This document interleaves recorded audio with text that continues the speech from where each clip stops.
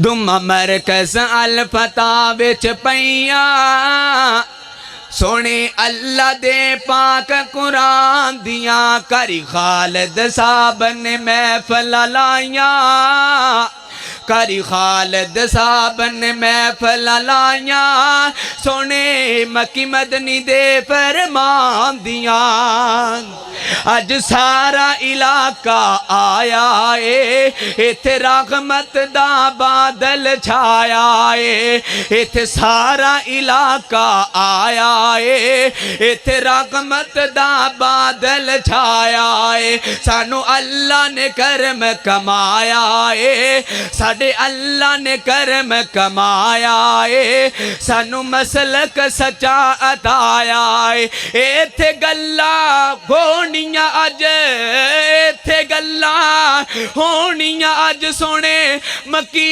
मदनी दे फरमान दियां दुमा मरकज़ अल-फताह विच पईयां दुमा मरकज़ अल-फताह विच पईयां सोने अल्लाह दे पाक कुरान दियां।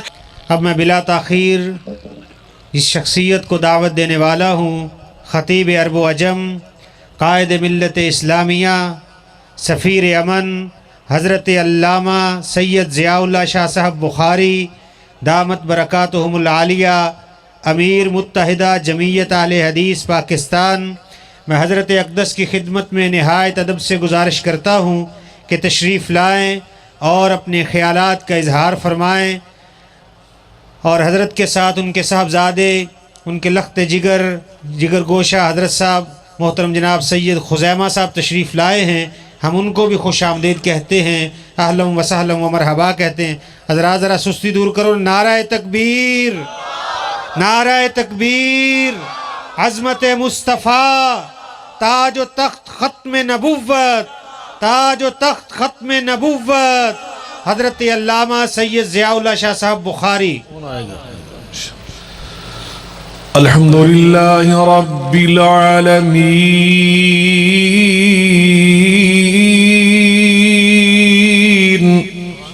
वस्सलातु वस्सलामु अला सय्यिदिल मुरसलीन व अला आलिहि व सहबिहि अजमईन।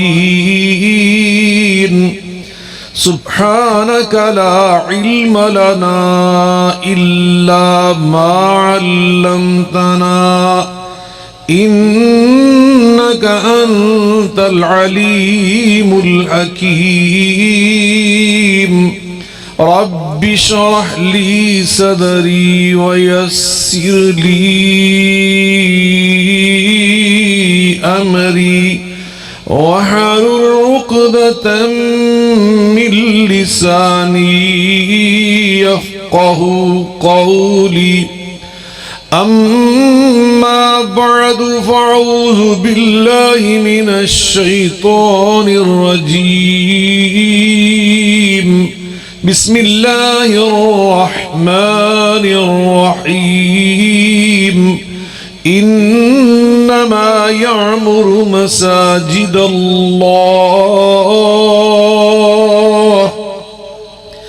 इन्नमा यअमुरु मसाजिदल्लाहि मन आमन बिल्लाहि वल यौमिल आखिर व अक़ामस्सलात व आतज़्ज़काह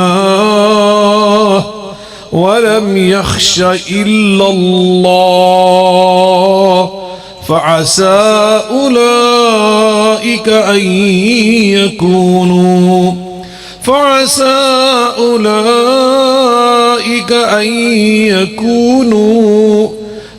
यकूनू मिनल मुहतदीन।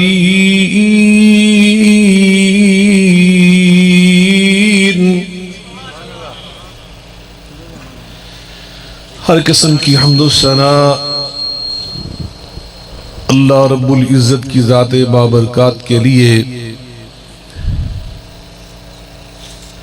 बेशुमार दुरूद सलाम ہم سب کے ہادی و رہنما جناب محمد مصطفیٰ احمد مجتبی صلی اللہ علیہ وآلہ وسلم کی ذات گرامی پر ہوں۔ علماء کرام، قائدین اعدام، بزرگان من، برادران ملت، میں سب سے پہلے اللہ رب العالمین کا بے پناہ شکر ادا کرتا ہوں کہ جس نے مجھے انتہائی اپنے ایک عزیز اور بہت ہی مقرب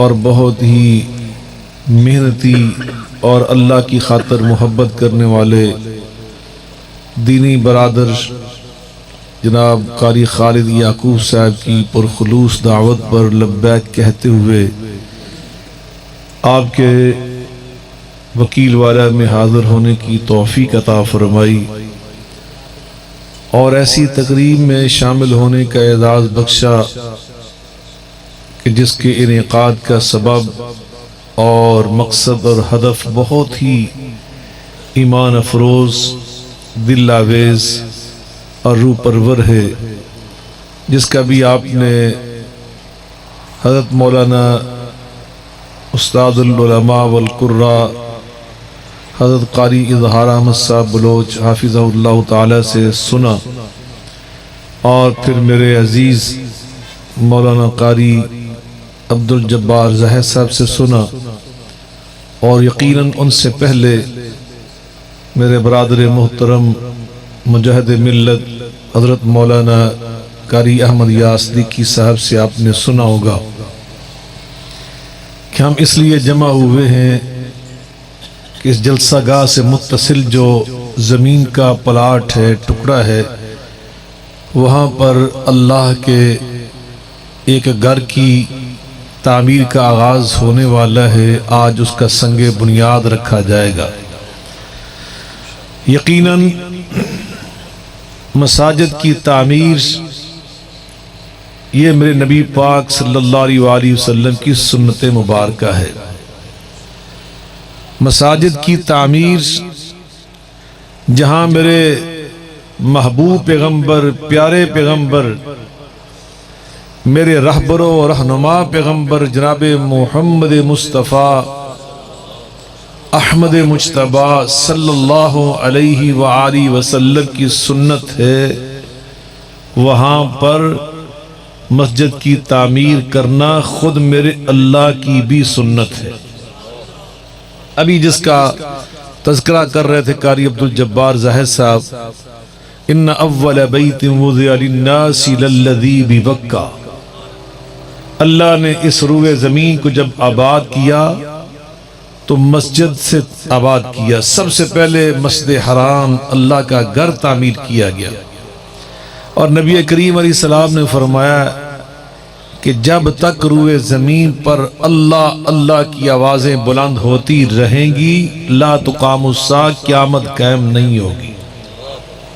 اس دنیا کا آغاز بھی مسجدوں سے ہوا، اور اس کی بقا، اس کی زندگی اور ہلاکت سے اس کا بچاؤ اور اس کی حفاظت کا راز بھی صرف اور صرف مساجد کے وجود کے ساتھ ہے۔ کہ مسجد میں کیا ہوتا ہے؟ اللہ کا ذکر ہوتا ہے، اللہ اللہ کی آوازیں بلند ہوتی ہیں۔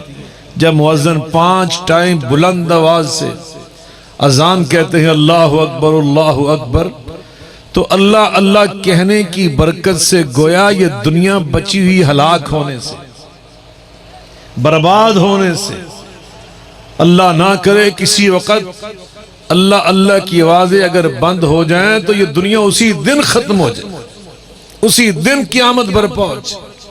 تو گویا مساجد کا وجود یہ اس بات کی ضمانت اور گارنٹی ہے، اور یہ میں اس لیے نہیں کہہ رہا کہ یہ میری زبان سے نکل رہا ہے نعوذ باللہ، میں کون ہوں، میری کیا حیثیت ہے، یہ میں اس لیے کہہ رہا ہوں کہ کملی والے پیغمبر محمد مصطفیٰ علیہ السلام نے فرمایا، اور آپ نے جو فرمایا ہے وہ سچ فرمایا، وہ حق فرمایا ہے، وہ دین فرمایا ہے، وہ شریعت کی بات ہے۔ اب ساری زمین و زمان اور مکین و مکان آگے پیچھے ہو سکتے ہیں، آقا کی کہی ہوئی بات کی زیر و زبر بھی کبھی غلط نہیں ہو سکتی۔ تو یقیناً یہ مساجد اس لیے بنائی جاتی ہیں، اور نبی کریم علیہ السلام نے مساجد کو بنانے کی ترغیب دی ہے اپنے عمل سے بھی، جیسے ابھی سن رہے تھے مسجد قباء کی بات، مدینہ منورہ کی مسجد نبوی کی بات، اور نبی پاک علیہ السلام نے اور خود میرے اللہ رب العزت نے ہمیں ترغیب دی ہے مساجد کو بنانے اور آباد کرنے کی۔ ابھی میں نے آیت مبارکہ پڑھی، اس میں اللہ تعالیٰ کیا فرماتے ہیں؟ انما یعمر مساجد اللہ من آمن باللہ والیوم الآخر، جو مسجد آباد کرتے ہیں میں اللہ ان کے ایمان کی شہادت دیتا ہوں۔ یہ اس آیت کا معنی، پوچھ لے علماء سے، اس آیت کا معنی، اس کا مطلب اور مفہوم گویا یہ ہے کہ اللہ اللہ ہو کر فرما رہے ہیں جو وکیل والا میں میرا گھر بنائیں گے، آباد کریں گے، میں اللہ ان کے مومن ہونے کی گواہی دیتا ہوں۔ اور نبی کریم علیہ السلام نے اس کی تفسیر میں فرمایا اذا رأیتم الرجل یعتاد المسجد۔ حضرت مولانا حسن صاحب بھی تشریف لا چکے ہیں، بڑے فاضل آدمی، اور علامہ افضل طور صاحب تو ویسے ہی علامہ میرے بہت ہی عزیز بھائی ہیں، بہت پیار کرنے والے، فون کرتے ہیں کدی کدی ویسے، لیکن ہوتا کم از کم ادھے گھنٹے دا، اتنی محبت کی باتیں، نہ پھر ان کا فون چھوڑنے کو دل کرتا ہے، نہ میرا فون چھوڑنے کو دل کرتا ہے۔ کتے پیغام ٹی وی تو کٹ نہ دیں میری اس گل تو سننے تو بعد۔ صدیقی صاحب خیال رکھے جی، حاجی بلال صاحب سفارش کرے جی کہ میرے پیار دی گل کوئی سن کے دے ہمیں نظر نہ لگ جیسے جی، اللہ کو سلامت رکھے۔ نہیں وہ میرے بڑا پیار کر دینے، انشاءاللہ کوئی تو کچھ نہیں کہہ دے۔ توجہ فرمائے، یہ میں نے پیار سے کہا اذا رأیتم الرجل یعتاد المسجد فشدوا له بالایمان۔ نبی پاک علیہ الصلوۃ والسلام فرماتے ہیں جب تم کسی کو دیکھو کہ وہ مسجد کے ساتھ وابستہ ہے، مسجد کے ساتھ لازم و ملزوم ہے۔ بھائی یعقوب صاحب داڑھی بہت وڈی توڑی ماشاءاللہ ہو گئی ہے، میں سیاح نہیں، میں کیڑا عالم دین بیٹھا ہے۔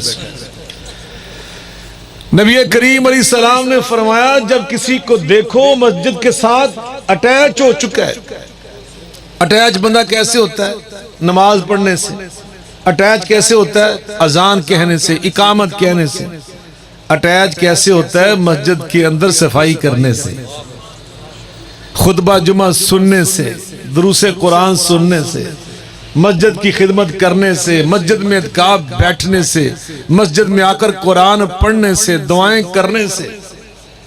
کوئی بلب ٹوٹ گیا تو لے آ کے لانتے، موٹر سڑ گئی تو انہوں درست کروان، مسجد کے ساتھ اٹیچ ہو گیا۔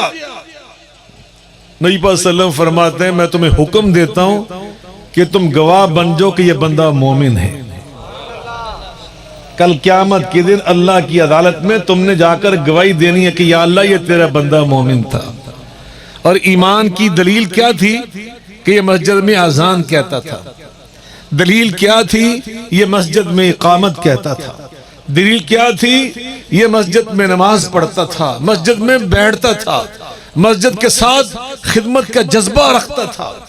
اللہ اکبر۔ نبی کریم علیہ الصلوۃ والسلام فرماتے ہیں سبعۃ یظلهم اللہ فی ظلہ یوم لا ظل الا ظلہ۔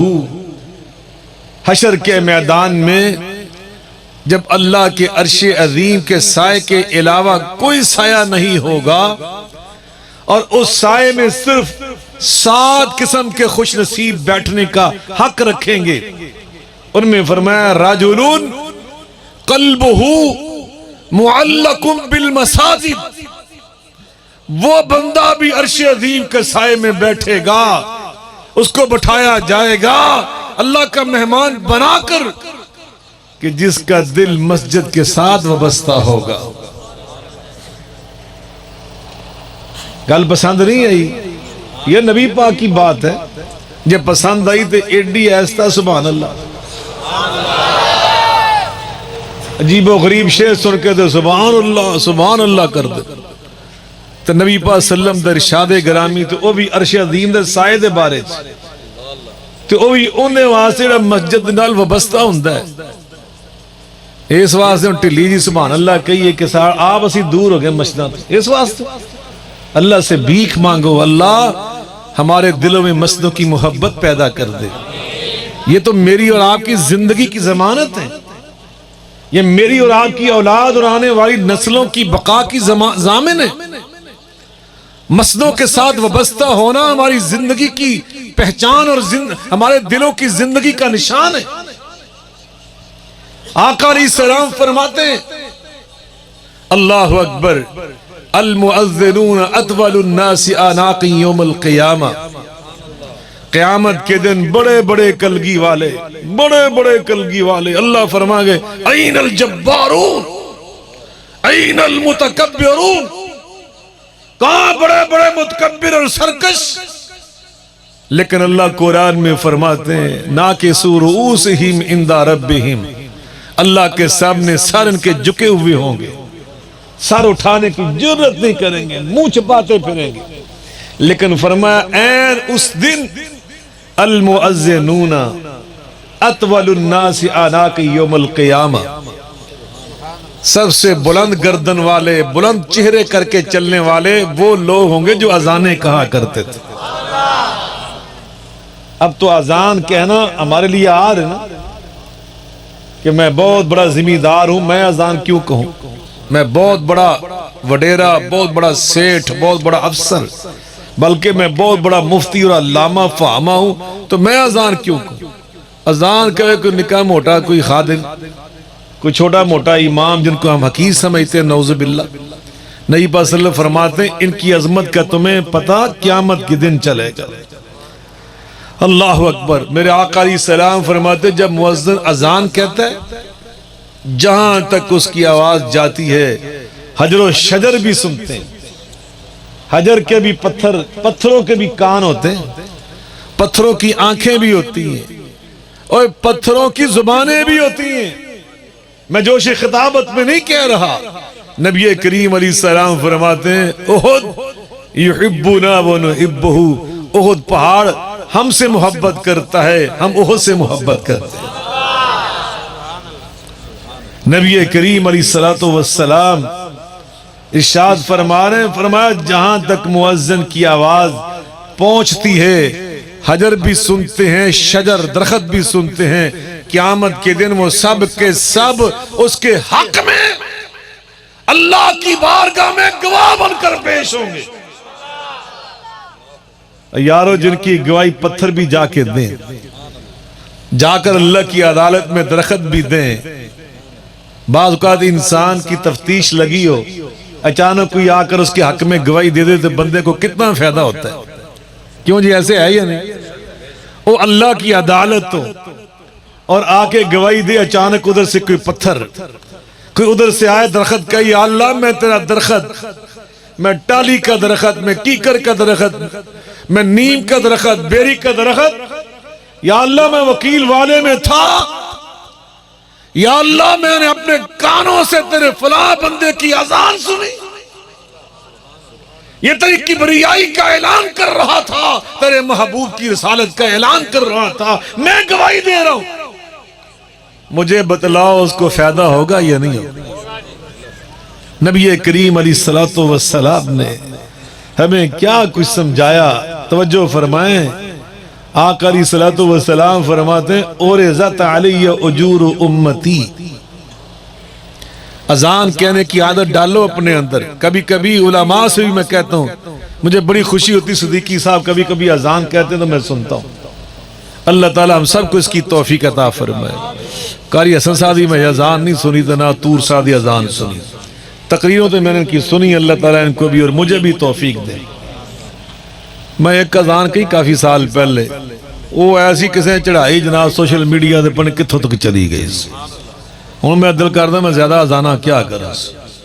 اللہ تعالیٰ ہم سب کو اس کی توفیق دے. یہ بڑا باعث اجر کا, یہ بلال حبشی کی سنت بھی ہے, عبداللہ بن ام مکتوم کی سنت بھی ہے رضی اللہ تعالی عنہم اجمعین، اور اچھی آواز سے اذان کہنے کی کوشش کیا کرو۔ آپ ایمانداری کی بات سنیں، میں جب مدینہ یونیورسٹی میں پڑھتا تھا، اللہ کی میرے اوپر یہ نعمت اور رحمت تھی کہ میرا ہاسٹل مسجد نبوی سے صرف 4 یا 5 منٹ پیدل چلنے کے فاصلے پر تھا۔ اذان ہوتی تھی تو میں وضو کر کے باجماعت نماز مسجد نبوی میں جا کے پڑھتا تھا، اور کبھی کبھی وہاں ایک بخاری صاحب ہوتے تھے، وہ بھی بخاری تھے اور مسجد نبوی کے وہ سینئر ترین مؤذن تھے، ابھی بھی وہ ہیں، اب بوڑھے ہو گئے ہو، لیکن اس وقت وہ بالکل جوانی کا دور تھا۔ جب وہ اذان فجر کی کہتا تھا نا، اللہ کی قسم اٹھا کر کہتا ہوں، مجھے یوں محسوس ہوتا تھا کہ میرا دل کھنچا جا رہا ہے کہ میں ایک لمحے سے پہلے مسجد نبوی کے اندر پہنچوں۔ اچھا جو مؤذن ہوتا ہے اس کی آواز میں عجیب تاثیر ہوتی کہ ادھر اللہ کی کبریائی کا اعلان ہو اور ادھر جذبہ ہو، اچھی آواز ہو۔ توجہ فرمائے، اذانیں کہنا شروع کرو، کوشش کیا کرو کہ میں اذان فلاں کہوں فلاں کہوں۔ دوسرا کام نبی پاک صلی اللہ علیہ وسلم فرماتے، اور عزت علی وجور امتی، مجھے ایک دن میری امت کی چھوٹی چھوٹی وہ نیکیاں دکھائی گئیں جو دیکھنے میں چھوٹی ہیں لیکن اثر کے لحاظ سے وہ اتنی بڑی ہیں کہ وہ میرے امتیوں کو جنت میں لے جائیں گے۔ فرمایا میں اس لسٹ کو دیکھنے لگا، چھوٹی چھوٹی نیکی۔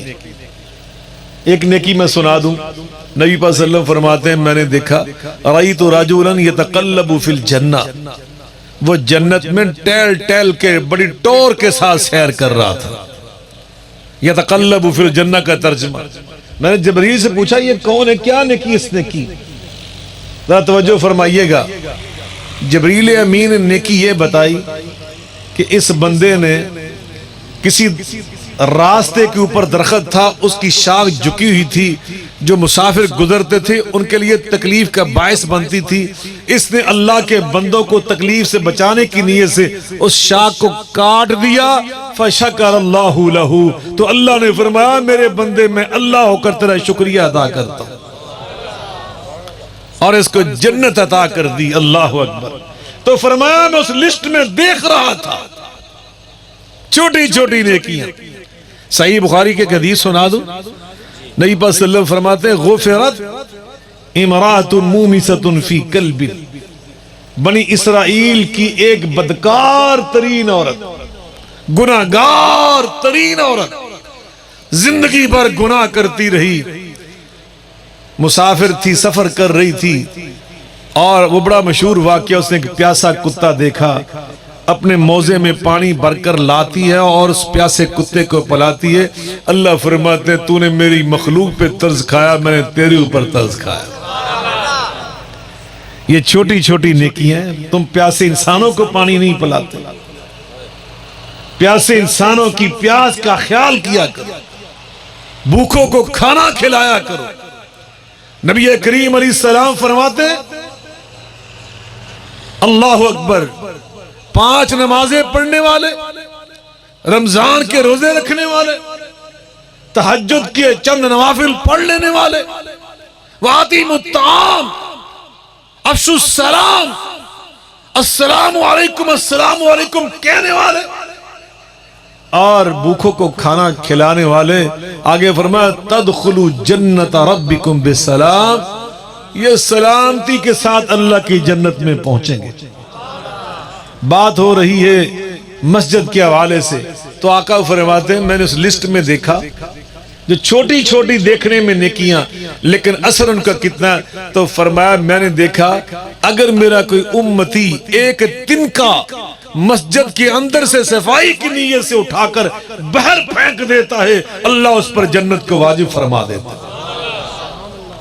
علماء سے پوچھو، نبی پاک صلی اللہ علیہ وسلم کی مسجد میں ایک بوڑھی اماں جس کا مدینہ شریف میں کوئی خاندان نہیں رہتا تھا، اس کی برادری نہیں تھی، تنہا تھی بیچاری، اللہ اکبر، نبی پاک کے دامن رحمت میں ایسے بے کسوں کو بھی کتنی عظیم جگہ ملی تھی۔ کیا وہ خاتون تھی نہ خاندان نہ برادری، رنگت کی سیاہ تنہا رہتی، اور نبی پاک صلی اللہ علیہ وسلم نے محبت، رحمت اور شفقت کے ساتھ اس کو مسجد نبوی کی صفائی کا انچارج بنایا ہوا تھا کہ مسجد نبوی کی یہ سینٹری انسپیکٹر جس کو ہم کہتے ہیں، صفائی کا نگران بنایا ہوا۔ رات اچانک اس کی طبیعت بگڑی، وہ فوت ہو گئی۔ صحابہ کرام رضوان اللہ علیہ مجمعین نے آپس میں مشورہ کیا کہ اس کے جنازے کے لیے نبی پاک صلی اللہ علیہ وسلم آرام فرمائے، انہیں کیوں بھی آرام کرنا ہے، چلو ہم جا کر اس کا جنازہ پڑھ کے اس کو دفن کر آتے ہیں۔ اب توجہ فرمایا، نبی پاک کے صحابہ کتنی بڑی ہستی ہیں، صدیق و فاروق و عثمان و علی، جس کا جنازہ پڑھیں اس کی خوش بختی میں کوئی شک ہو سکتے؟ صحابہ کرام جیسی پاک باز ہستیوں نے اہل بیت اطہار کے نفوس قدسیوں نے اس کا جنازہ پڑھا اور اس کو رات ہی دفن کر دیا۔ نبی کریم علیہ السلام 3-4 دن کے بعد اچانک محسوس فرماتے ہیں، آپ مصروف رہے کہ وہ نظر نہیں آ رہی خاتون، تو آپ نے پوچھا بھئی وہ اماں کدھر گئی؟ کانم صغروا امرہا، حدیث پاک میں آتا ہے صحابہ نے گویا اس کو بڑا معمولی سمجھا تھا کہ اس کی برادری کوئی نہیں، اس کا بیٹا کوئی نہیں، اس کا خامد کوئی نہیں، اس کا بھائی کوئی نہیں، اس کا باپ نہیں ہے، چچا تایا نہیں، کوئی کزن نہیں ہے، اکیلی تنہا عورت۔ تو انہوں نے اس کو معمولی سمجھ کر خود ہی جنازہ پڑھ کے دفن کیا تھا۔ نبی پاک صلی اللہ علیہ وسلم سے عرض کرتے ہیں، آقا وہ تو فوت ہو گئی تھی فلاں رات، اور ہم نے آپ کو اطلاع دی ہے، بغیر جنازہ پڑھ کے اس کو دفن کر دیا۔ حدیث پاک میں کیا آتا ہے؟ نبی پاک صلی اللہ علیہ وسلم فرماتے ہیں، دلونی علی قبرہا، پہلے ناراض ہوئے، فرمایا تم نے مجھے کیوں نہیں اطلاع دی، چلو آپ مجھے اس کی قبر پہ لے کے چلو۔ صحابہ اس کی قبر پر لے کر گئے، میرے آقا نے دوبارہ قبر پہ کھڑے ہو کے جنازہ پڑھایا اور دنیا کو پیغام دیا کہ مسجد کا جھاڑو پھیرنے والا اللہ اور رسول کی نگاہ میں کتنا عظیم ہوتا ہے۔ تم اس کو حقیر سمجھتے ہو، معمولی سمجھتے ہو۔ میں کئی بار یہ واقعہ سنا چکا ہوں۔ میں ایک بار اہل حدیثوں کی دعوت پر انڈیا میں گیا، وہاں کانفرنس تھی، فارغ ہوا، 2 دن میرے پاس باقی تھے، تو میں نے وہاں کچھ سیر سور کی، اور سیر ہماری کیا ہوتی ہے، جیسے کہتے ہیں مولوی کی دوڑ مسجد تک۔ تو میں نے کہا یار مجھے یہاں پر مساجد بھی دکھائیں اور دوسرے مذاہب کی جو عبادت گاہیں وہ بھی دکھائیں۔ تو میں چاندنی چوک دہلی میں بہت بڑی بڑی عبادت گاہیں، مندر ہے، جین مت کا مندر ہے، اور وہاں پر مسلمانوں کی 2 مسجدیں ہیں، شاہی مسجد بھی اس کے قریب میں، اور پھر اس کے علاوہ سکھوں کا گردوارہ ہے۔ سکھوں گردوارے میں جب پہنچا تو وہاں جس آدمی نے میرے جوتے پکڑے، جس سکھ نے، وہ بڑا خوش لباس تھا، وہ اپنی وضع قطع سے اور اپنے لباس اور حلیت سے بڑا امیر کبیر مجھے محسوس ہو رہا تھا۔ میں بڑا حیران ہوا کہ گردوارے کا خادم اور ملازم اور نوکر اور آنے والوں کے جوتے سنبھالنے والا یہ کتنے اچھے لباس والے۔ جب وہاں سے فارغ ہوئے تو واپس پلٹے تو مجھے میرے جو رفقات ہیں، حضرت مولانا عبدالوہاب خلجی رحمت اللہ تعالی علیہ، اس وقت وہاں جماعت اہل حدیث کے ناظم اعلیٰ تھے، انہوں نے مجھے بتایا کہ جس نے آپ کے جوتے پکڑے تھے نا، یہ کوئی معمولی خادم اور ملازم نہیں ہے، یہ دہلی میں گاڑیوں کے ٹائروں کا سب سے بڑا تاجر ہے، اور یہ روزانہ گردوارے کو اللہ کا گھر سمجھ کر 2 گھنٹے خدمت کے لیے سے وقف کیے ہوئے، اور آ کر یہ لوگوں کے جوتے اٹھاتا ہے، گردوارے میں صفائی کرتا ہے۔ اور تمہاری مسجد اللہ کا گھر، اور جس کے بارے میرا رب خود فرماتا ہے وَأَنَّ الْمَسَاجِدَ لِلَّهِ۔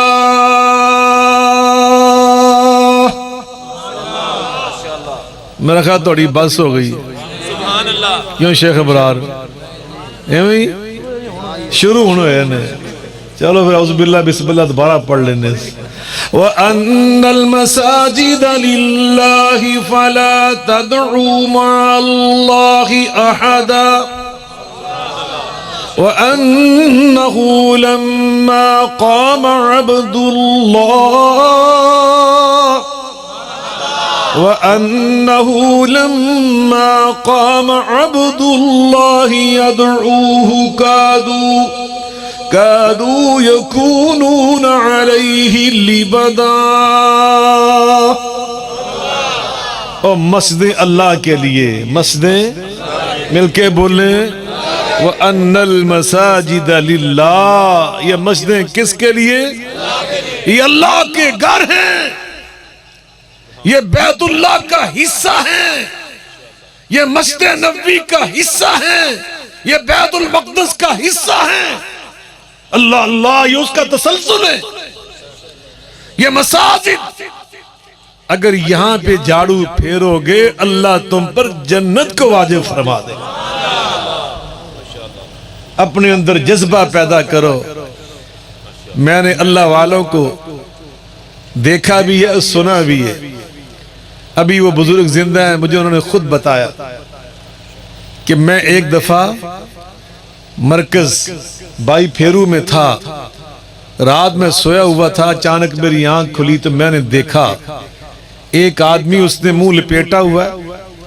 مسجد تو مسجد، وہاں جو طہارت خانے تھے ان میں پانی پھینک پھینک کر صفائی کر رہا ہے. کہتا ہے میں تاک میں بیٹھ گیا، یہ کون بندہ آدھی رات کے وقت جب سب سوئے ہوئے اور یہ صفائی کر رہا ہے. کہتے جب وہ اچھی طرح وہاں سے فارغ ہو کر وضو کی ٹونٹیوں پہ آیا تو وہاں میں نے اس کو دیکھا وہ صابن کے ساتھ اپنے ہاتھ اور اپنے بازو اور اپنی داڑھی کو دھو رہا ہے. کہتے میں نے اندھیرے میں قریب جا کر دیکھا تو ولی کامل حضرت مولانا حافظ محمد یحییٰ عزیز میر محمدی رحمت اللہ علیہ خود تھے. اللہ ایسے مقام نہیں دے دیتا اپنے بندوں کو، کوئی ان کی نیکیاں ہوتی ہیں، کوئی ان کے اعمال ہوتے ہیں. ابھی جو مسجد بننے والی ہے سب اپنے اندر جذبہ پیدا کرو کہ ہم نے اس کے ساتھ متعلق، اس کے ساتھ وابستہ ہونا ہے، ہم نے اس کی خدمت کرنی ہے. اور جو مسجدیں پہلے سے ہماری ان کو بھی ہم نے آباد رکھنا ہے. میرے بھائیوں توجہ فرمایا، میرے آقا علیہ السلام نے کیا فرمایا؟ من بنا للہ مسجدا بن اللہ لہ بیتا فی الجنہ. جو اللہ کا گھر زمین پہ بناتا ہے اللہ اس کا گھر جنت میں بنا دیتا ہے. ہم تو بناتے ہیں نا اینٹوں کے ساتھ، سیمنٹ کے ساتھ، پلستر کے ساتھ، سریے کے ساتھ، کرش کے ساتھ، اور اللہ ہمارے گھر انشاءاللہ وہاں بناتا ہے سونے کی اینٹوں کے ساتھ، ہیروں کے ساتھ، موتیوں کے ساتھ، جواہر کے ساتھ، کستوری کے گارے کے ساتھ. عزیزان اپنے اندر یہ جذبہ پیدا کرو کہ انشاءاللہ مساجد کے بابرکت وجود سے ہم نے سروے زمین کو آباد کرنا ہے. یاد رکھیں جہاں مسجد بن جاتی ہے اللہ اس مسجد کی برکت سے اس پورے ماحول کو برکت والا بنا دیتا ہے. میں جوش خطابت میں نہیں کہہ رہا، علماء بیٹھے ان سے پوچھو اللہ قرآن میں فرما رہے. سناواں قرآن؟ سبحان الذی اسرا بعبده لیلا، سبحان الذی اسرا بعبده لیلا من المسجد الحرام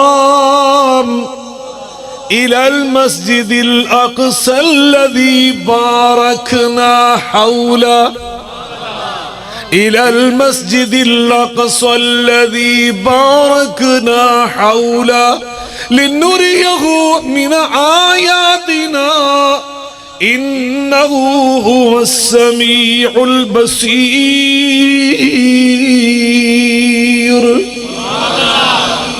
اللہ فرماتے ہیں مسجد حرام تو مسجد حرام، اور مسجد اقصیٰ کا حال یہ ہے کہ بارکنا حولہ، اس کے وجود کی وجہ سے ہم نے اس کے پورے ماحول کو برکت والا بنا دیا.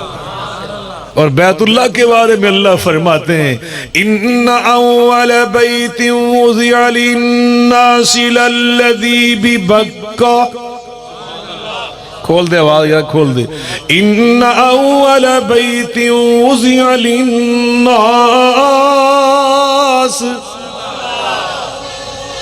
یہ سپیکراں والے بڑے سیانے ہو گئے نے. جدو بندہ بیٹھا ہوئے نا کرسی ہوتے یا صوفے ہوتے ادو آواز نہیں کھول دے. تو جدو بندہ بیٹھ چوگڑی مار کے کارپٹ دے ہوتے ادو نے سمجھ آئی نہیں انہوں اتنے انہوں کھولنا ہے. ایک کاری ہے اس واسطے وہ کاری اتنے بہندے ہی نہیں ہے. وہ تھلے بنے عبداللہ پتر نو کیا ہوتے بہ جا کہندا نہیں اتنے بہ کرنا. انہیں پتہ ہے سپیکر کھلنا نہیں. ان اول بیت وضع للناس للذی ببکہ مبارکا وہدا مبارکا وہدا مبارکا وہدا للعالمین. ہم نے بیت اللہ کو بھی مبارک بنایا، برکت والا بنایا. کیوں برکت والا ہوتی ہے یہ مسجدیں؟ نبی کریم علیہ السلام فرماتے ہیں کہ جب اللہ اکبر کی آواز بلند ہوتی ہے نا تو اس آواز کو سن کر شیطان دوڑ لگا دیتا ہے، اور ایسی دوڑ لگاتا ہے افراتفری میں. اگلی گل دس نہ کریں اندر مرزا صاحب نئی پاک صلی اللہ فرماتے ہیں جدو اذان دی آواز مسجد چو بلند ہوتی ہے نا انہوں سن کے شیطان دیاں لگ دیاں دوڑاں اور اس کے ہوا پیڑ سے نکلتی اس کی آواز سنائی دیتی. اور جب شیطان بھاگتے ہیں نا کیوں بھاگتے ہیں؟ اس لیے بھاگتے ہیں کہ جب اللہ کے فرشتے نازل ہوتے ہیں نا اللہ کے فرشتے نازل ہوتے ہیں تو ان کو دیکھ کر شیطان دوڑ لگا دیتا ہے. حدیث قرآن پاک میں آتا ہے غزوہ بدر میں جب آئے نا پھر اللہ کے فرشتے تو شیطان نے وہاں سے دوڑ لگانی شروع کر دی. قریشیوں نے کیا سانو لے کے آیا ہے تو آپ کدھر پجا جانس. انہیں کیا انی ارا ما لا ترون، جو مینوں نظر آنڈا تانوں نظر نہیں آنڈیا، تانوں ہی نظر آیا تو ہی پاج اٹھو میرے وانگس. وہ فرشتے دیکھ رہا تھا نا اس کو اللہ نے طاقت دی فرشتوں کو دیکھنے کی. تو میں عرض کر رہا ہوں جہاں اذان کی آواز بلند ہوتی ہے اور پھر وہاں پر اللہ کا قرآن پڑھا جاتا ہے، نماز فجر میں، نماز ظہر میں، نماز عصر میں سری اور نماز مغرب عشاء میں فجر کی طرح جہری، اللہ قرآن میں فرماتے ہیں اقیم الصلاة لدلوک الشمس الى غسق اللیل. اقیم الصلاة لدلوک الشمس الى غسق اللیل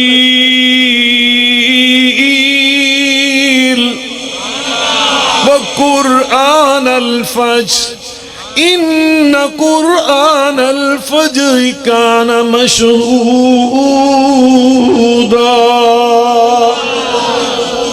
جب قرآن فجر میں پڑھا جاتا ہے اس کو سننے کے لیے قرآن میں اللہ فرماتے ہیں کان مشہودا، آسمان سے فرشتے بھی حاضر ہو جاتے ہیں. تو جی اس تو اگے میں گل دسی نا تو ساری عمر بھولنی نہیں. وہ بھی آج ہی دس دا وہ کوئی ادھار بھی کر لو یار.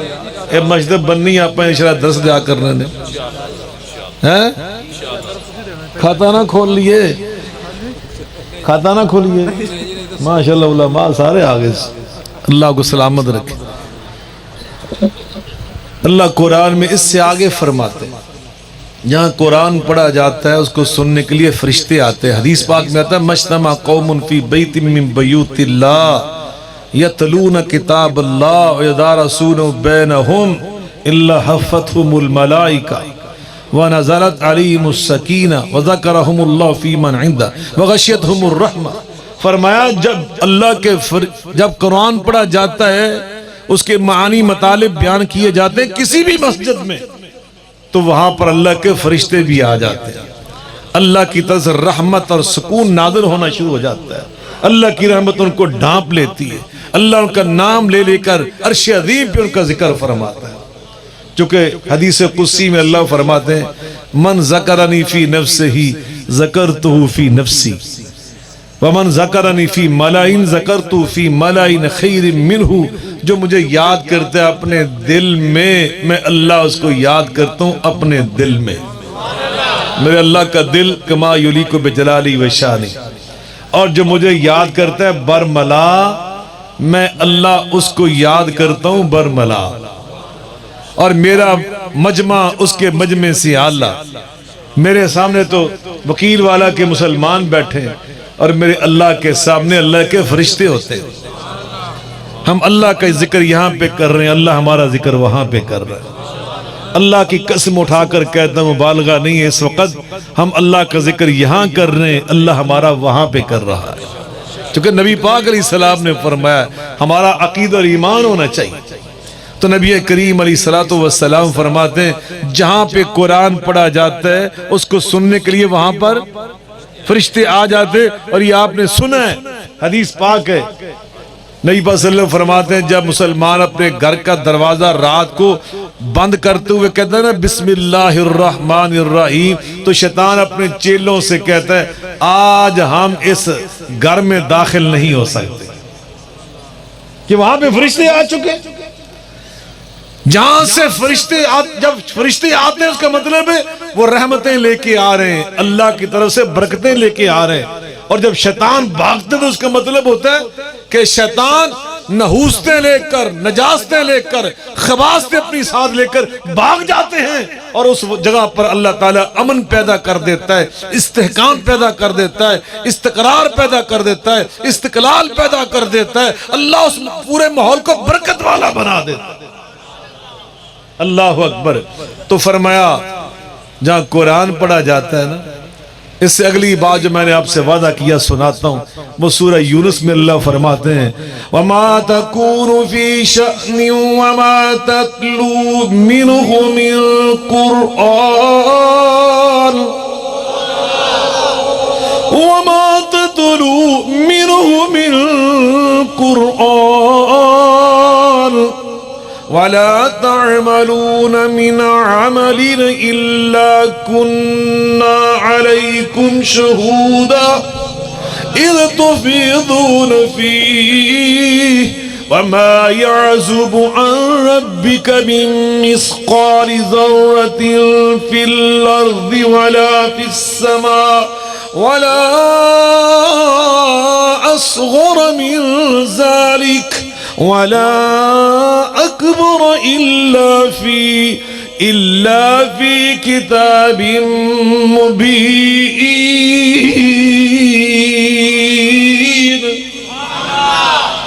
اس کا ترجمہ بڑا عجیب ہے. اللہ فرماتے وَمَا تَتْلُو مِنْهُ مِنْ قُرْآنٍ, جب تم قرآن کی تلاوت کر رہے ہوتے ہو إِلَّا كُنَّا عَلَيْكُمْ شُهُودًا, اس کو سننے کے لیے میں اللہ خود بھی حاضر ہو جاتا ہوں.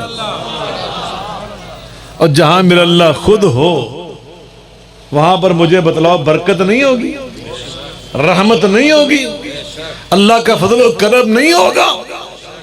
میں کہتا ہوں صرف اور صرف پاکستانیوں, تم اپنے گھروں میں, دکانوں پر, زمینوں پر, اپنے مربوں, اپنے کنووں, اپنے کھیتوں میں, اپنی فیکٹریوں, کارخانوں میں, اپنے اداروں میں صرف اللہ کا قرآن پڑھنا شروع کر دو اور نبی پاک علیہ السلام پر درود شریف پڑھنا شروع کر دو.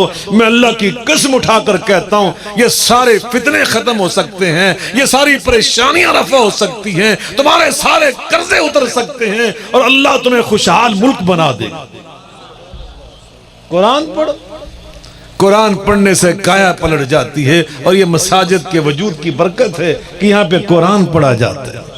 خیرکم من تعلم القرآن وعلمہ. اس لیے میرے آقا علیہ السلام فرماتے ہیں تم میں خیر والے سب سے بہترین لوگ وہ ہیں جو قرآن پڑھنے والے اور قرآن پڑھانے والے ہوتے ہیں. آخری بات میں آپ سے یہ کہنا چاہتا ہوں, نبی پاک صلی اللہ علیہ وسلم نے مسجد بنائی اور اس مسجد کو آپ نے کیسا استعمال کیا. مسجد بنانے کے بعد وہاں پہ اذانیں کہی گئی, بلال حبشی متعین کیے گئے. اللہ اکبر. عبداللہ بن ام مکتوم رضی اللہ تعالی، مل کے بولیں رضی اللہ تعالی عنہ. اور وہاں پہ نماز با جماعت، وہاں پر خطبہ جمعہ اس کا اہتمام، وہیں پر قیام اللیل، اور پھر اس کے ساتھ ساتھ وہاں پہ تعلیم و تدریس، حتیٰ کہ اس کے ساتھ ہی آپ نے ایک چبوترا بنایا، اور میں سمجھتا ہوں آپ نے گویا صفا یونیورسٹی کا قیام وہاں پہ فرمایا. درسگاہ، تعلیم گاہ. پیغام کیا دیا؟ اور نبی پاک صلی اللہ علیہ وسلم صحابہ کے مقدمات مسجد نبوی میں سنتے تھے.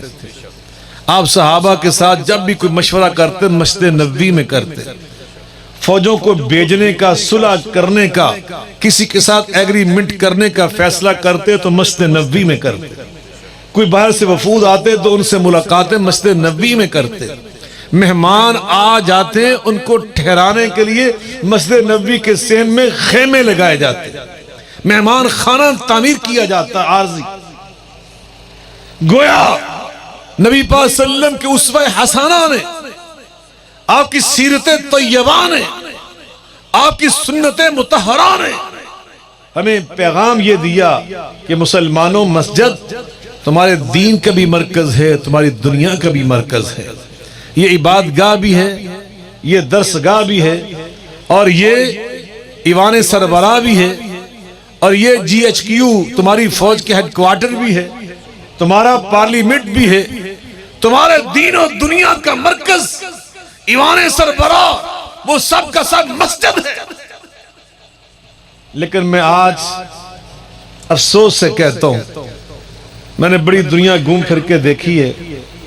میں نے یورپ میں دیکھا ہے، امریکہ میں دیکھا ہے، وہاں آج بھی کرسچن، مسیحی، عیسائی، امیر کبیر، حتیٰ کہ چارلس شہزادہ ڈیانا کے ساتھ جب اس کا نکاح ہوا تو کیڑی مارکی جو ہے تمہیں پتہ ہے؟ مارکیاں تو ہی بڑا جان دینا، فلانی مارکی، فلانا شادی حال. بتائیں مجھے کس شادی حال میں ہوا؟ ہم سارے چپ نے. چرچ میں، گرجا گھر جس کو آپ کہتے ہیں اپنی زبان میں. اے ملکہ الزبتھ کا بیٹا شہزادہ، اس کا نکاح، وہاں کے جتنے بھی بڑے بڑے لوگ ہیں ان کے اپنے، ان کی اولادوں کے نکاح وہ چرچ میں ہوتے ہیں. اور ہمارے کسی غریب سے، غریب کے بیٹے اور بیٹی کا نکاح بھی مسجد میں کروانے پر وہ آر سمجھتا ہے، عزت کے منافی سمجھتا ہے، اس کو عیب اور تانا سمجھتا ہے. آج ضرورت ہے یہ مسجدیں ہم بنائیں تو ان کا جو اصل مقام ہے اس کا احیاء بھی کریں. مسجد کو اسلامی سینٹر بنائیں، اس پورے محلے کا، اس پورے علاقے کا مرکز ہونا چاہیے وہ مسجد. اور اے ونڈیاں پالے نا سی، اے مسجد وہابیاں دی ہے، اے بریلویاں دی ہے، اے دیوبندیاں دی ہے. میرا خیال ہے سانو تھوڑا اس تو ہی بلند ہونا چاہیے. اس میں کوئی شک نہیں کہ ہمارے پاکستان کا ماحول ایسا ہے کہ یہاں پر ہم مسلکوں میں تقسیم ہیں، اور بعض اوقات اس تقسیم کی وجہ یہ ہے کہ ہم مساجد کا جو انتظام ہوتا ہے وہ اپنی ذمہ داری لیتے ہیں کہ اس مسجد کا انتظام ہمارے بریلوی بھائی کریں گے، اس کا دیوبندی کریں گے، اس کا اہل حدیث کریں گے. لیکن اس کا معنی ہرگز یہ نہیں ہونا چاہیے. اہل حدیثوں میں خاص طور پہ آپ سے کہتا ہوں، آپ کو اللہ اگر انتظامیہ بناتا ہے تو آپ کے دلوں میں سب مسلمانوں کے لیے محبت ہونی چاہیے، سب کے لیے احترام ہونا چاہیے، سب کے لیے وسعت ہونی چاہیے. مسجد اللہ کا گھر ہے، یہ تیرا میرا گھر نہیں ہے کہ جس کو میں چاہوں اس کو آنے دوں، جس کو میں نہ چاہوں اس کو نہ آنے دوں. میں کون ہوتا ہوں؟ ہماری کیا حیثیت؟ مسجد سارے مسلمانوں کے لیے. میں اگلی گل کراں تے تانوں ہضم ہی نہیں ہونی، لیکن میں تانوں یہ سنا کے جا رہی. نبی پاک صلی اللہ علیہ وسلم کے پاس عیسائی آئے، 43 زاد المعاد کے اندر امام ابن قیم رحمۃ اللہ علیہ نے پوری تفصیل لکھی. 43 بندے آئے اور ان کو کہاں پہ ٹھہرایا گیا؟ کیوں جی؟ اس سکھو گلہ یاد کرو، نبی پاک کے صحابہ میں بڑے صحابہ تھے جن کے بڑے بڑے باغ تھے، اور ان باغات میں ڈیرے بنے ہوئے تھے، حویلیاں بنی تھی، چھتیں تھی، سارا کچھ تھا، چبارے بنے ہوئے تھے، لیکن نبی پاک کے دور کا جو مدینے کا تمدن ہے وہ پڑھ کے دیکھیں، میں علماء کو بھی دعوت دیتا ہوں، پورا لٹریچر موجود ہے، جڑا سی سمجھنے وہاں پہ دعوتیں ہوتی تھی، کھانے ہوتے تھے، اچھے برتن ہوتے تھے، اچھے قالین ہوتے تھے، سارا کچھ تھا۔ حدیث پاک میں آتا ہے نبی پاک نے ایک دن تکبر کی بڑی مذمت کی، تو صحابی نے عرض کی اللہ کے رسول آپ تکبر کی مذمت کرتے ہیں، حالانکہ ہر بندے کی یہ خواہش ہوتی ان یکون ثوبہ حسنا، کہ میرے کپڑے خوبصورت ہوں۔ آج ہی میں اس حدیث پہ غور کر رہا تھا سلفی صاحب، واللہ آج صبح میں اس پہ غور کر رہا تھا، طور صاحب نبی اس سے اگلے الفاظ ہیں وَأَن تَكُونَ نَعْلُ حَسَنًا، کہ اس کے جوتے بھی اچھے ہوں، حسین ہوں، یہ اس کا ترجمہ ہے، حسین، خوبصورت۔ تو میں سوچ رہا تھا کہ نبی پاک کے دور میں خوبصورت جوتے بھی ہوتے تھے، کو ہوں گے نا ایسے جوتے بنانے والے، خوبصورت جوتے بھی ہوتے تھے اور خوبصورت کپڑے بھی ہوتے تھے، ریشمی لباس ہوتے تھے جو نبی پاک نے منع کر دیا، لیکن مطلب یہ کہ نفیس کپڑے ہوتے تھے اس دور میں، یہ ساری نعمتیں موجود تھی، لیکن نبی پاک صلی اللہ علیہ وسلم نے جو جواب دیا کیا فرمایا؟ یہ نہیں فرمایا کہ نہیں، فرمایا بھئی اچھے کپڑے پہننا، ان اللہ جمیل یحب الجمال، اللہ میرا خوبصورت ہے اور میرا اللہ خوبصورتی کو پسند کرتا ہے، میرا اللہ خود جمیل ہے، جمال کو پسند کرتا ہے۔ تو نبی کریم صلی اللہ علیہ وسلم نے ہمیں یہ پیغام دیا میرے بھائیوں کہ آپ اللہ تعالیٰ کی نعمتوں کو استعمال ضرور کریں، لیکن جو مساجد کا اصل وجود ہے تو صحابہ کرام رضوان اللہ علیہ مجمعین کے مکانات بھی تھے، چبارے بھی تھے، حویلیاں تھی، ڈیرے تھے، باغات تھے، مگر آپ نے ان کرسچن مسیحی وفد کو، عیسائیوں کے وفد کو مسجد نبوی میں ٹھہرایا، وہاں ٹینٹ لگوائے، اور انہوں نے وہاں سے برتن کتھوں منگوائے کہ اے عیسائی نے ناپاک ہو جائیں گے برتن، یہ نہیں آپ نے ہمیں تعلیم دی، آپ نے گھر کے اپنے برتنوں میں ان کو کھانے کھلائے۔ اگلی گل دساں کہ رہن دا پائی کو دس دوں جی، نبی پاک صلی اللہ علیہ وسلم تشریف فرمایا، وہ آپ سے باتیں کر رہے ہیں، عصر کا ٹائم ہو گیا، عصر کی نماز کے بعد کا ٹائم، وہ بے قرار سے ہوئے کرسچن، نبی پاک نے فرمایا کیا ہو گیا تمہیں؟ کہنے لگے جی ہماری عبادت کا ٹائم ہو گیا، ہماری پریئر کا ٹائم ہو گیا۔ تو نبی پاک صلی اللہ علیہ وسلم نے فرمایا کہ اپنی بات یہیں پہ کر لو، مسجد نبوی کے اندر کر لو۔ تو انہوں نے رخ بالکل بیت اللہ دے الٹ پاسے کیتا، تو ادھر منہ کر کے لگ گئے اپنی پریئر کرن۔ کچھ صحابہ باہر سے آئے، انہوں نے دیکھا کہ عیسائی مسجد نبوی کے اندر وہ اپنے کو گیت گا رہے ہوں گے نا، را را ری، میں چونکہ 5 سال 6 سال چرچ میں پڑھتا رہا ہوں، این گرجے کے اندر بیٹھ کے میں نے پڑھا 6 سال، تو میں نے وہ ساری چیزیں دیکھی اپنی آنکھوں سے، وہ کر رہے ہیں اپنے گیت شیت۔ تو صحابہ کرام کو بڑا غصہ ہے کہ عیسائی اور مسجد نبوی کے اندر اور الٹ طرح رخ کر کے یہ کر رہے ہیں۔ روکنا چاہ، نبی پاک مسکرا کے فرمایا نہیں انہوں نے میں اجازت دیتی،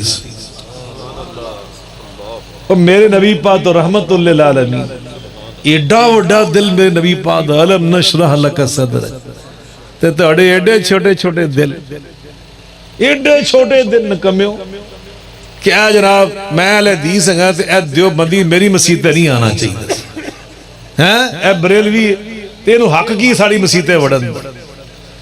حضرت حافظ یحییٰ عزیز میر احمدی مجھے پھر یاد ہے، انہوں نے مجھے یہ واقعہ خود سنایا، فرمانے لگے کہ مجھے کسی نے بتایا کہ ضلع قصور میں جو میرا آبائی ضلع ہے، ایک گاؤں ہے جہاں صرف اہل حدیث رہتے ہیں، وہاں بہت سارے گاؤں ایسے، تو کہتے ہیں میں نے سنا ایک گاؤں تھا اہل حدیثوں کا، وہاں ایک ہی مسجد تھی اہل حدیث کی اس وقت، تو وہاں کوئی بیچارہ مہمان آ گیا، گرمیوں کا موسم تھا، وہ حنفی تھا مہمان، تو نماز فجر پڑھنے مسجد میں آیا تو جماعت کھڑی ہو چکی تھی، اور باہر سین میں جماعت ہو رہی تھی، تو اس نے آ کر جماعت میں شامل ہو کر نماز پڑھنا چاہی تو کوئی بابا جی تھے جن کے ساتھ وہ آ کے کھڑا ہوا. اب حنفی جو ہے وہ پاؤں سے پاؤں نہیں ملاتے, ہم اہل حدیث پاؤں سے پاؤں ملاتے. اب بابا جی نے دیکھا کہ انہیں حنفی نے پاؤں نہیں ملائے تو بابا جی نے تھوڑا سا قدم اٹھا کر ان کے پاؤں کے ساتھ لگا دیا. اب اس حنفی نمازی نے, مہمان نے اپنا پاؤں تھوڑا سا اور ادھر ہٹا لیا کہ پاؤں سے پاؤں ٹچ نہ ہو تو میری نماز ٹھیک رہے. اب بابا جی کا فکر تھا کہ نہیں, پاؤں سے پاؤں ملنا اس کا ضروری ہے, حتیٰ کہ وہ ایک قدم نمازی بالکل ہٹ گیا تو بابا جی نے اصل جو صف تھی وہ چھوڑ دی. اس کی فکر شروع ہوگی کہ انہیں پیر نہ پیر ملنا بہت ضروری ہے. تو بابا جی اس کے ساتھ ایک قدم ادھر ہو گیا, وہ 2 قدم اور ادھر ہو گیا, وہ ساتھ 2 قدم اور چلے گئے. اور ٹوری لگایا نا موڑا مار مار کے, بالآخر وہ دونوں مسجد کی بالکل دیوار کے ساتھ جا کے کھڑے ہو گئے. دیوار چھوٹی چھوٹی تھی, وہ بندہ اتنا زچ ہوا کہ اس نے نماز توڑ دی اور مار کے نا چھال تک گلیوں پار ہو گئے, کندھوں پار ہو گلی کھلو. کہندا ہے بابا جی لاؤ ہن ایتھے آؤ, ذرا آؤ ایتھے آ کے پیر جوڑو. اللہ حافظ صاحب فرماتے ہیں میں نے ایک درس قرآن کے لیے ٹائم دیا. میں ایک گاؤں میں ضلع قصور میں حاضر ہوا تو میں نے درس قرآن کے دوران علماء میں اہل حدیث سے کہا کہ ایسا نہ کیا کرو, جو آتے ہیں ان کو آنے دیا کرو, وہ ہمارے بھائی ہیں, ہمارے معزز ساتھی ہیں. اپنے مسلک کے مطابق اگر نماز پڑھنا چاہیں تو ان کو پڑھنے دیا کرو. اگر ایتھے ہاتھ بن کے پڑھ دے پہنے تو پڑھن دو, تہاڈی تحقیق ایتھے پڑھو. وہ بغیر رفع الیدین سے پڑھ رہے ہیں تو انہوں نے کیوں جناب, سچی ساڈا زور لگے نا بیت اللہ جو سارے چوکے باہر سٹ آئیے, مگر وہاں تو پڑھتے ہیں. کوئی یہاں پہ ہاتھ باندھ کے پڑھ رہا ہے, کوئی یہاں پہ ہاتھ باندھ کے پڑھ رہا ہے, کوئی رفع الیدین کر کے پڑھ رہا ہے, کوئی بغیر رفع الیدین کے پڑھ رہا ہے. اے میری گلاں سب تو زیادہ اہل حدیثاں نوں چب جاندیاں نے, حالانکہ میں نے سمجھان واسطے کہنا ہے. اللہ کی قسم میری اپنی جو تحقیق ہے وہ یہی ہے کہ میں نے ہاتھ سینے پر باندھنے ہیں. اگر میں سینے پہ نہیں باندھوں گا تو میں رسول اللہ کی سنت کی خلاف ورزی کروں گا. یہ میری تحقیق ہے کہ نبی پاک رفع الیدین سے نماز پڑھتے تھے, لیکن میرے دوسرے بھائی جو ان کی تحقیق ہے میں ان کو مجھے حق دینا چاہیے. ہمارے بڑوں نے حق دیا ان کو, ہمارے اسلاف نے ان کو حق دیا اور ہمیں بھی حق دیا. تو میں عرض کر رہا ہوں, حضرت حافظ صاحب فرماتے ہیں جب میں نے یہ بیان کیا نا تو ایک بابا جی جلدی سے اپنے گھٹنوں کے بل اونچے ہوئے اور سینے پہ ہاتھ مار کے فرماتے ہیں حافظ صاحب او الحمدللہ اور مسیتوں بار میں کڈیا سی, اے ساڑی ایس مسیت دا واقعہ ہے, ایتھے آیا سی اس مسیتے ہو بندہ تے میں اللہ دے فضل و کرم کڈیا سی مسیتوں بار. نہ کہ ماشاءاللہ سبحان اللہ. آپ کا ذکر خیر سنتے تھے غیبانہ, آج اللہ نے آپ کا دیدار بھی کروا دیے. لیکن ہمیں یہ نہیں کرنا, ہم نے آنے والوں سے پیار کرنا ہے. کیا کرنا ہے ذرا زور سے بولیں. وہ علماء سے پوچھو کتنا مشہور واقعہ حدیث پاک میں, نبی پاک صلی اللہ علیہ وسلم مسجد نبوی میں پڑھا رہے تھے اور آپ کی کلاس میں اس دن ایک دیہاتی طالب علم بھی بیٹھا ہوا تھا. اس کو پیشاب کی حاجت ہوئی, وہ دیہات کا بندہ تھا, جلدی سے اٹھا اور جا کر اس نے مسجد نبوی کے کونے میں بیٹھ کر پیشاب کرنا شروع کر دیا. فزجرہ الناس, صحابہ کرام کو اس کی یہ بات بڑی ناگوار گزری, اس کو منع کرنا چاہا, مگر میں رحمت للعالمین معلم انسانیت بالمؤمنین رؤوف الرحیم کی شان والے پیغمبر صاحب خلق عظیم ہستی ان کی عظمت پہ قربان جو فنہاہم النبی صلی اللہ علیہ وآلہ وسلم, آقا نے منع کرنے والوں کو منع کر دیا. نا اس کو پیشاب کرنے. جب اس نے پیشاب کر لیا تو آقا نے پانی کا ڈول منگوا کر وہاں پہ بہایا. میرا خیال ہے آقا نے جب یہ کام کیا ہوگا نا اس دیہاتی کو ساری گل ہو تو ہی سمجھ آ گئی ہوگی کہ میں تو غلطی ہے, آئندہ میں نہیں کرنی. یہ آقا کا انداز تھا اور کسی سے محبت سے اپنے رویے درست کرو، محبت والے رویے اپناؤ۔ ادب پہلا کرینہ ہے محبت کے کرینوں میں انشاءاللہ آداب زندگی سیکھیں، آداب زندگی اس میں خیر ہے۔ تو برکیف میں دعا کرتا ہوں اللہ تعالیٰ اس نئی قائم ہونے والی مسجد کو قبول فرمائے۔ میرے جن عزیزوں نے بھائیوں نے جگہ وقف کی ہے، اللہ تعالیٰ اس جگہ کو قیامت تک کے لیے ان کے والدین کے لیے، ان کے بزرگوں کے لیے صدقہ جاریہ بنائے۔ جو حصہ لیں گے اس کی تعمیر میں جس انداز سے بھی ایک مٹھی بھر کر مٹی کی ڈال دیں گے، اللہ پاک انہیں بھی اجر عطا فرمائے گا۔ ہر ایک حصہ ڈالے، چاہے ایک دہاڑی لگائے، چاہے 1 روپیہ دے، جتنا بھی حصہ ڈال سکتے ہو۔ ان اللہ تعالی یقبلھا بیمینہ، کھجور کا ایک دانہ دینے والا بھی سن لے، اللہ اپنا دائیں ہاتھ مبارک آگے بڑھا کر اس کو قبول فرما دے۔ دائیں ہاتھ، اللہ کہے تو دونوں ہاتھ ہی دائیں، پتہ نہیں اللہ تعالیٰ کی کیوں ہم تشبیہ دے ہی نہیں سکتے، لیکن جو اللہ رسول نے بیان کیا ہم اس کا ترجمہ کر سکتے ہیں۔ تو فرمایا پھر اللہ اس کی پرورش کرتا ہے انشاءاللہ الرحمن۔ اللہ پاک اس مسجد کو آپ سب کے لیے بابرکت بنائے، اور اس مسجد کی وجود کی برکت سے اللہ ہم سب کو اور اس پورے ماحول کو بہت ساری آفتوں سے پریشانیوں سے محفوظ فرمائے۔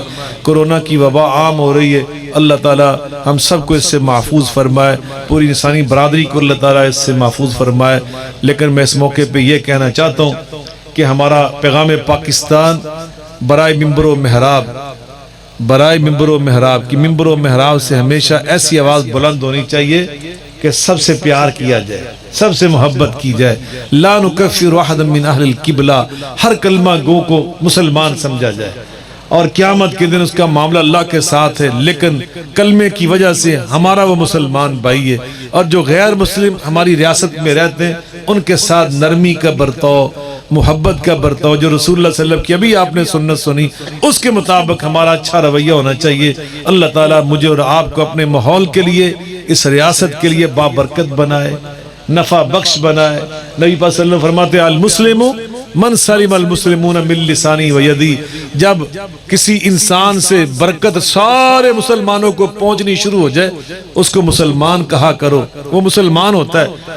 اور اگر اس سے ترقی کر کے وہ مومن بن جائے، المؤمن من امنہ الناس علی دمائهم و اموالہم، جب اس کا فیض اور خیر صرف مسلمانوں تک نہیں سارے انسانوں کو پہنچنی شروع ہو جائے، عیسائیوں کو، ہندوؤں کو، سکھوں کو، غیر مسلموں کو بھی اس سے فیض اور برکت اور نفع ملے، تو فرمایا وہ بندہ مومن بن جاتا ہے۔ اللہ ہمیں مومن بننے کی توفیق عطا فرمائے۔ وآخر دعوانا ان الحمدللہ رب العالمین۔ الحمدللہ رب العالمین والصلاة والسلام علی سید المرسلین وعلی آلہ وصحبہ اجمعین۔ یا اللہ کریم جو ہمارے بزرگ احباب مائیں بہنیں فوت ہو چکی ہیں سب کی بخشش فرما دے، اللہ ان کی قبروں کو نور سے منور فرما دے۔ یا اللہ پاک ہمارے محترم بزرگ سراج الحق صاحب کی والدہ محترمہ وہ انتقال کر چکی ہیں، سفر آخرت پہ روانہ ہو چکی ہیں۔ اسی طرح میرے بہت ہی عزیز بھائی برہان الدین عثمانی صاحب ان کے بڑے بھائی فوت ہو چکے ہیں، اللہ پاک ان سب کو جنت میں اعلیٰ مقام عطا فرما، اللہ ان کے آخرت کے سفر کو آسان فرما۔ یا اللہ اس دعا میں جتنے بھائی ساتھی رفقا عزیز شریک ہیں اللہ پاک مولا کریم جو میرے بھائی ساتھی رفقا اس دعا میں شامل ہیں سب کی نیک تمنائیں پوری فرما، اللہ سب کی حاجات کی تکمیل فرما، اللہ سب کو آفات اور مصیبتوں سے بلاؤں سے وباؤں سے محفوظ فرما۔ یا اللہ پاک ہمارے ندیم بھائی نے جگہ وقف کی ہے تیرے گھر کی تعمیر کے لیے، اللہ پاک میرے اس بھائی کی عمر میں برکت فرما، اس کو اجر عظیم عطا فرما، اللہ اس کے گھر کو دین و دنیا کی نعمتوں اور سعادتوں کا گہوارہ بنا۔ ان کے والد گرامی جو فوت ہو چکے ہیں اللہ ہمارے ان بزرگوں کی قبر کو نور سے منور فرما، اور اس مسجد کو قیامت تک کے لیے ان کے لیے صدقہ جاریہ بنا۔ یا اللہ پاک جو میرے عزیز رفقا اس مسجد کی تعمیر کے لیے کوشش کر رہے ہیں اللہ پاک سرگرم عمل ہیں ان سب کو جزائے خیر عطا فرما۔ اللہ جتنے بزرگ بھائی ساتھی رفقا اور علماء اس پروگرام میں شریک ہوئے تیرے گھر کی تعمیر کے آغاز کے لیے سنگ بنیاد کے لیے اللہ پاک سب کی عمر میں برکت فرما۔